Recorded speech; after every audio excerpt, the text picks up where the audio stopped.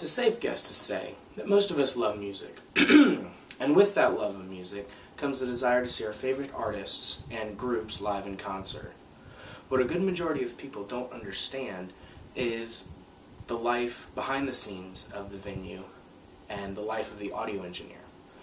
Whether you're mixing for a live sold-out arena or your local church service, understanding how audio components work and their respective equipment is key to being successful.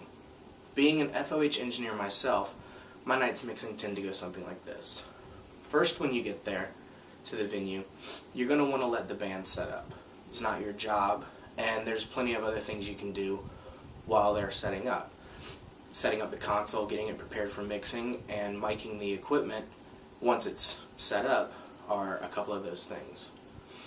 The miking procedure should start from the ground up, starting with the drums, auxiliary instruments, keys, bass guitar, electric guitars, acoustic guitars if you have any, and then lastly your vocals. The drums, you're going to want to mic at least the kick drum, snare drum, and an overhead mic for the toms and the cymbals. For the electric guitars, you're going to want to mic the amplifier. That would be done about typically 3 to 6 inches away from the cone of the speaker. Everything else most likely will use a DI or a direct injection box connected directly to the board. After you have everything mic'd up, you are going to want to connect all the mics with XLRs to the snake or directly to the console, depending on your situation. After everything's mic'd and you're ready to start your level check, you're going to want to start building a wall of sound, if you will. Starting again from the ground up like you did with miking, the percussion, drums, auxiliaries are going to want to be level checked and sound checked first, because they are the backbone of your live sound. Going back up from that to the keys, bass guitar to fill it out, your rhythm and lead guitar for melodies and other whatevers, the acoustic guitars, and last but definitely not least, your vocals.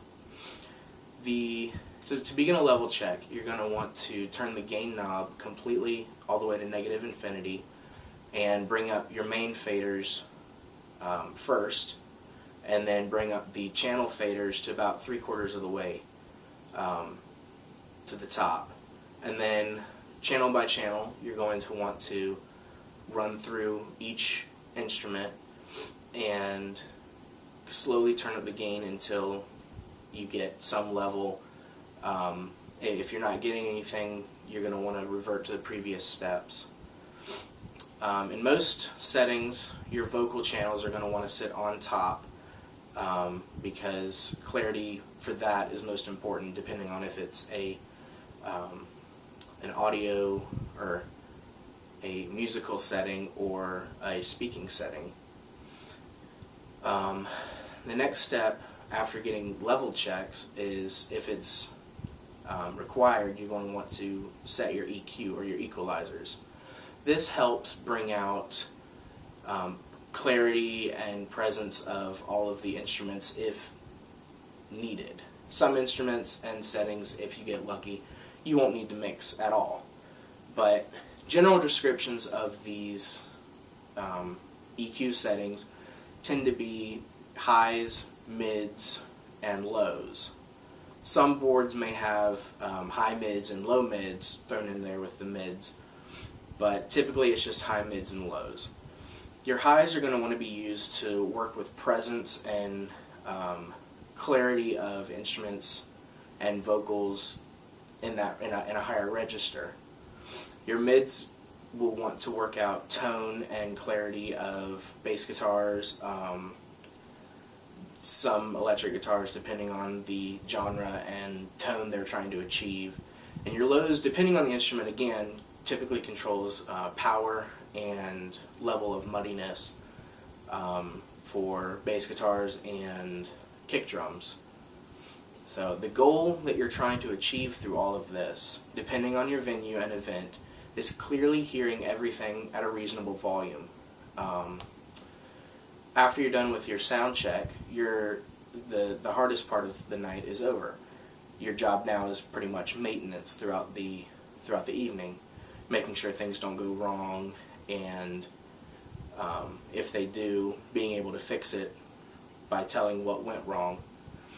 The biggest thing that I've learned in my experience is once the event gets going, people entering the room and other changes between sound check and the actual event will change the sound.